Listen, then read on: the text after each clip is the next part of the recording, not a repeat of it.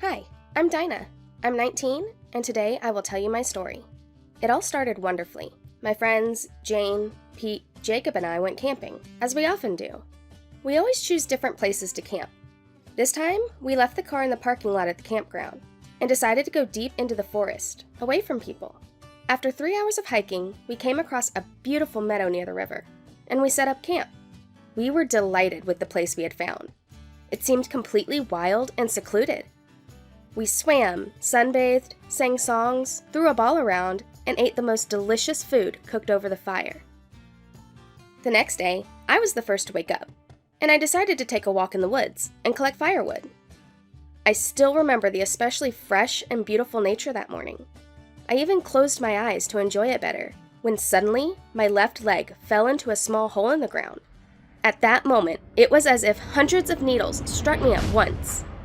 I screamed, my vision blurred with pain, and I heard a horrid buzzing.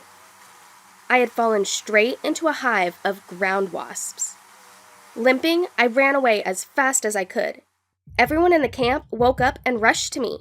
We took off my sandals, which I had hastily put on that morning instead of sneakers, and examined my leg. I was sure that there wasn't an unstung space left, but there were only 3 red, slightly swollen dots. I immediately felt better. As a child, I often visited my grandfather in an apiary, and stings from bees, and wasps for that matter, were not a first for me.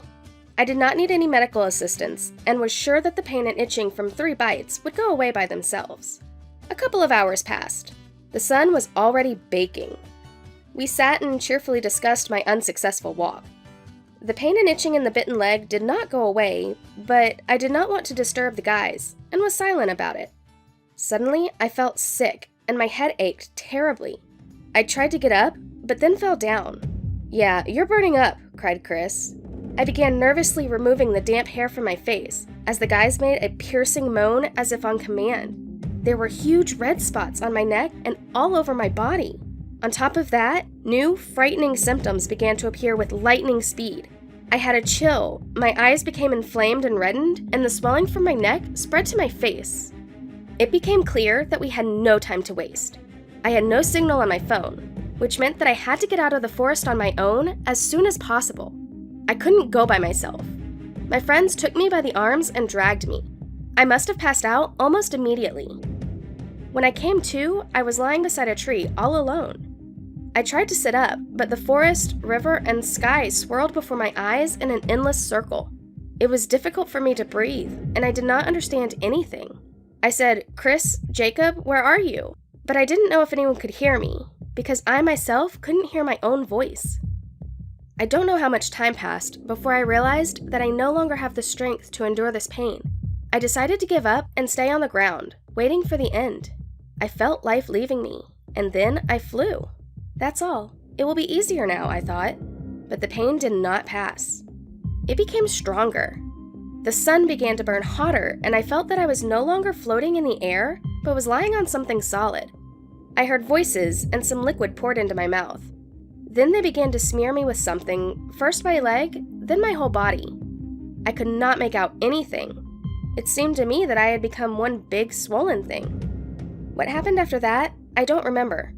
I woke up already in the hospital. My friends said that they didn't have to carry me far before they heard voices.